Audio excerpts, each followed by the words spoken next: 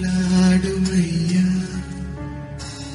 నన్ను దర్శించుమయ్యా. మన ప్రభు అయిన రక్షకుడైన యేసుక్రీస్తు పరిశుద్ధ నామములో మీ అందరికీ శుభములు తెలియచేయుచున్నాను. మీరందరూ క్షేమంగా ఉన్నారని ఆశిస్తూ ఉన్నారు. ఈరోజు బలపరిచే వాక్యము రాజుల మొదటి గ్రంథము 19వ అధ్యాయము 7వ వచనము. యెహోవా దూత రెండవ మారు వచ్చి అతన్ని ముట్టి, నీ శక్తికి మించిన ప్రయాణం నీకు సిద్ధమై ఉన్నది, నీవు లేచి భోజనం చేయమని చెప్పాను. ఏలియా ప్రవక్త విశ్వాసంతో అద్భుతమైన కార్యాలను జరిగించినట్లుగా దేవుని యొక్క వాక్యము తెలియజేయబడుతుంది. బయలు ప్రవక్తలను చంపినట్లుగా దేవుని యొక్క వాక్యము తెలియజేస్తున్నది. ఏలియా ఎంతో ధైర్యాన్ని కలిగి జీవించాడు. ఏలియా చేసినదంతయు అతడు ఖడ్గము చేత ప్రవక్తలందరినీ చంపించిన సంగతియు ఆహాబు యెజెబెలుకు తెలియచెప్పగా, యెజెబెలు ఒక దూత చేత ఏలియాకి వర్తమానం పంపించాను. రేపు ఈ వేళకు నేను ఈ ప్రాణమును వారిలో ఒకని ప్రాణం వలె చేయని ఎడల దేవుడు నాకు గొప్ప అపాయం కలగజేయనుగాక. కాబట్టి అతడు ఈ సమాచారం తెలుసుకొని లేచి తన ప్రాణం కాపాడుకుంటకై పోయి యూదా సంబంధమైన బెయేర్షెబాకు చేరి అచ్చట ఉండమని తన దాసునితో చెప్పి, తాను ఒక దిన ప్రయాణం అరణ్యములోనికి పోయి ఒక బదరీ వృక్షం కింద కూర్చుండి మరణాపేక్ష గలవాడై, యెహోవా, నా పితరుల కంటే నేను ఎక్కువ వాడిని కాను, ఇంత మటుకు చాలును, నా ప్రాణం తీసుకొనమని ప్రార్థన చేశాను. అతడు బదరీ వృక్షము క్రింద పరుండి నిద్రించుండగా ఒక దేవదూత వచ్చి అతన్ని ముట్టి, నీవు లేచి భోజనం చేయమని చెప్పాను. అతడు చూసినంతలో అతని తల దగ్గర నిప్పుల మీద కాల్చిపడిన అప్పమును నీళ్ళబొడ్డియు కనబడిన కనుక అతడు భోజనం చేసి తిరిగి పరుండెను. అయితే యెహోవా దూత రెండో మారు వచ్చి అతన్ని ముట్టి, నీ శక్తికి మించిన ప్రయాణం నీకు సిద్ధమై ఉన్నది, నీవు లేచి భోజనం చేయమని చెప్పినప్పుడు నిజముగా ఏలియా పట్ల దేవుడు ప్రత్యేకమైన ప్రణాళికలు కలిగి నడిపించినట్లుగా మనము జ్ఞాపకం చేసుకుంటూ ఉన్నాం. ఏలియా విశ్వాస సమయాల్లో కాకోలముల ద్వారా పోషించబడ్డాడు. విధవరాలు గృహములో పోషించబడ్డాడు. అతని నిరాశ సమయాల్లో దేవుని దూత అతని కాపలాగా ఉంచబడింది. దేవుడే స్వయముగా అతనికి భోజనం పెట్టాడు. మనల్ని సంరక్షించి ఆదరించే ఒక అద్భుతమైన తండ్రి మనకు ఉండటం ఎంత అద్భుతమైన విషయం. దేవుని దూతచే నిద్రలేపబడిన ఏలియా చూచినంతలో అతని తల దగ్గర నిప్పుల మీద కాల్చబడిన అప్పమును నీళ్ళబొడ్డియు కనబడెను. ఏలియా దినములోని యెహోవా, సువార్త దినములోని ప్రభుని యేసే మన నిరాశ సమయాల్లో మన చుట్టూ కారు చీకట్లో ఆవరించవచ్చు.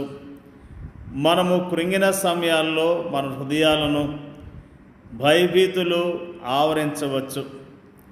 అలాంటి సమయాల్లో చేదైన తలంపులు మనల్ని నింపుతాయి.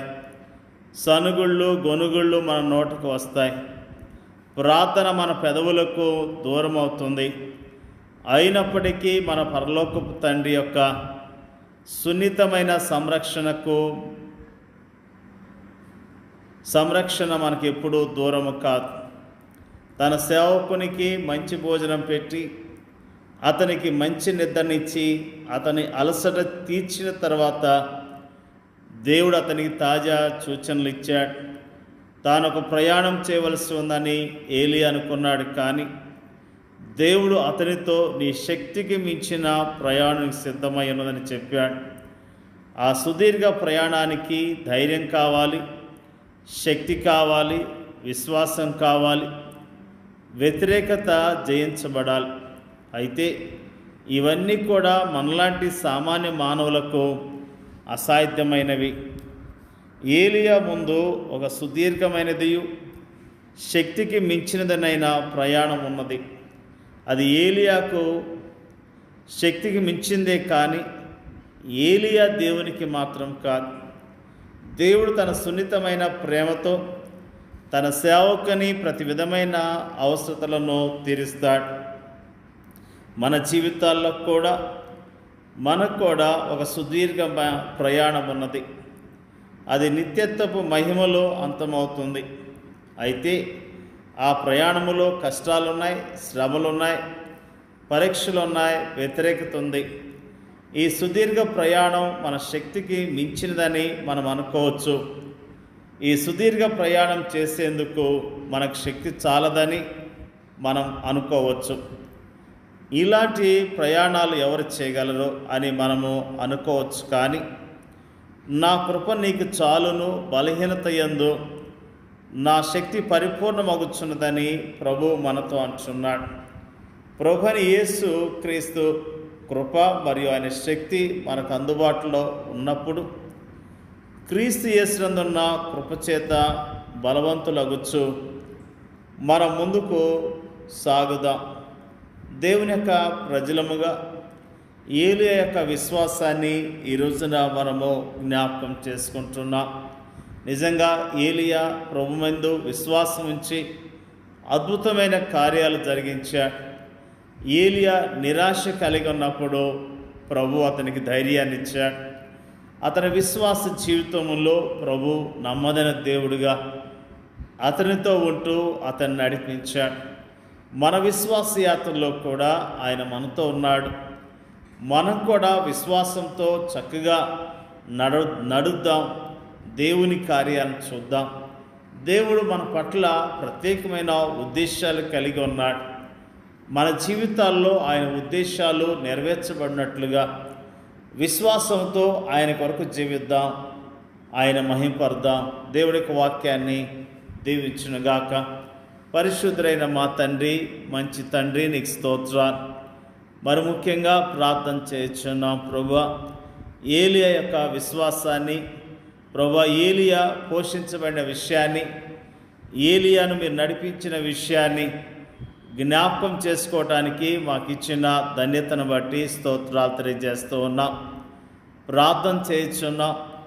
మరి ముఖ్యంగా ప్రభువా మా విశ్వాస జీవితంలో కూడా అయ్యా మరి ప్రభువా విశ్వాసంతో జీవించడానికి కావలసిన నీ బలాన్ని, శక్తిని మాకు అనుగ్రహించమని అడుగుచున్నాం తండ్రి. నీకు వందనాలు తెలియజేస్తూ ఉన్నాం. ప్రభువా మా పట్ల నీకున్న ఉద్దేశాలు నెరవేర్చబడాలి. నీ చిత్తానికి లోబడి మేము చక్కగా ప్రయాణం చేయటానికి, యోగ్యముగా నేను మహింపరచడానికి సహాయం చేయమని ప్రార్థన చేయుచున్నాం. మరి ముఖ్యంగా ప్రార్థన చేయుచున్నాం ప్రభువా, నిరాశ నిస్పృహల్లో ఉన్న విశ్వాసులను, సేవకులను మీరు జ్ఞాపకం చేసుకోండి అయ్యా. అయ్యా మరి ప్రభువా వారిని ధైర్యపరచండి, బలపరచండి. వరకున్న నిరాశ నిస్పృహలు తొలగించి నీ నామంలో ధైర్యాన్ని దయచేయండి అయ్యా. ప్రార్థన చేయుచున్నాం. కృంగిన వారిని లేవనెత్తమని ప్రార్థన చేయుచున్నాం. దుఃఖముతో, ఆయాసంతో ఉన్న విశ్వాసులను బలపరచండి అయ్యా. ప్రార్థన చేయుచున్నాం. నీ నామములో ప్రభువా పరిచర్య చేస్తున్న నీ సేవకులందరినీ జ్ఞాపకం చేసుకోండి అయ్యా. స్తోత్రాలు.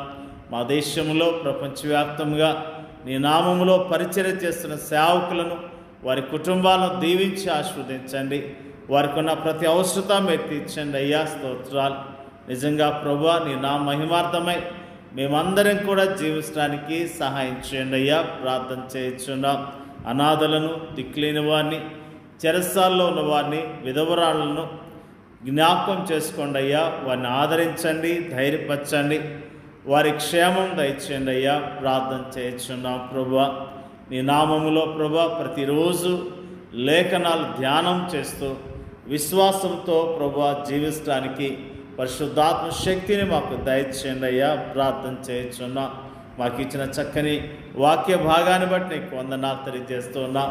విశ్వాస యాత్రలో చక్కగా జీవించడానికి నీ కృపను మెండుగా మాకు దయచేయండి అయ్యా. ప్రార్థన చేయించున్నాం. మాకు ఇచ్చిన ఈ యొక్క చక్కని మాటలను బట్టి వందనాలు తెలియజేస్తున్నాం. మా ప్రార్థన అంగీకరించమని యేసుక్రీస్తు నామములో అడుగుచున్నాం తండ్రి.